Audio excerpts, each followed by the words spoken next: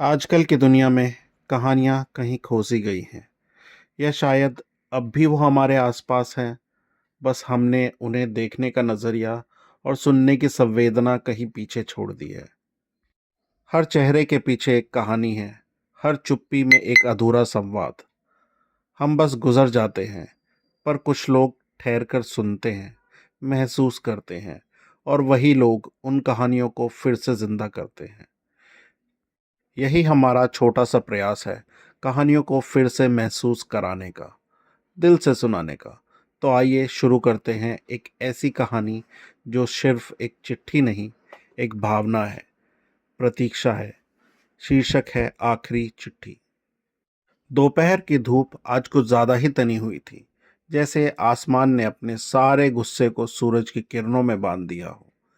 गांव के उस पुराने डाकघर की टीन की छत सुलग रही थी। नीचे मिट्टी की गंध थी, पसीने की महक, और कहीं दूर रेडियो पे बज रहा था, तेरे बिना जिंदगी से कोई शिकवा तो नहीं। मैं डाकिया था, श्यामलाल सागर।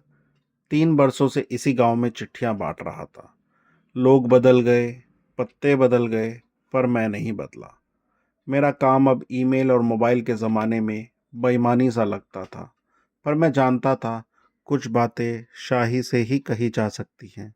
शाही में ही दिल की बातें सांस लेती हैं। उस दिन दोपहर को मुझे एक चिट्ठी मिली, नीले लिफाफे में। पुराने इत्र की महक भी थी। कोने में लिखा था, आशा के नाम, मेरे जीवन का आखिरी खत। भेजने वाले का नाम था राघव चौबे। हाँ, वही राघव जिसने कभी इस गांव की गलियों में गिटार बजाया था और आशा की हंसी पर कविताएं लिखी थी। दोनों की जोड़ी पर गांव वाले मिसाल देते थे, जैसे सावन और धरती का रिश्ता। 5 साल पहले राघव शहर चला गया था। कहते हैं नौकरी लगी थी, और फिर वही लौटकर कभी नहीं आया। आशा ने इंतजार करते करते शादी नहीं की। हर सुबह उसके आंगन की तुलसी के पास रखे दीपक की लौ कभी बुझी नहीं थी। मैं उस चिट्ठी को थैले में रखकर निकल पड़ा, धूल उड़ाते हुए उस पुराने रास्ते पे।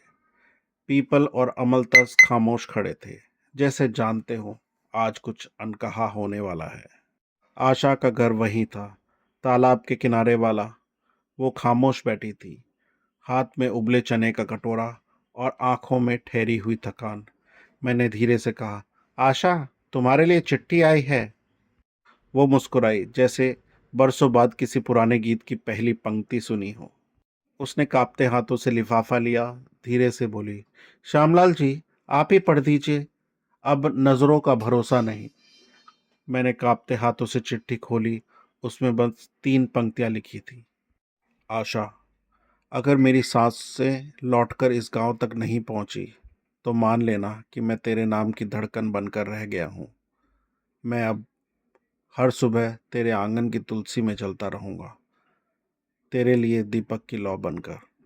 राघव। बस इतनी सी थी ये कहानी।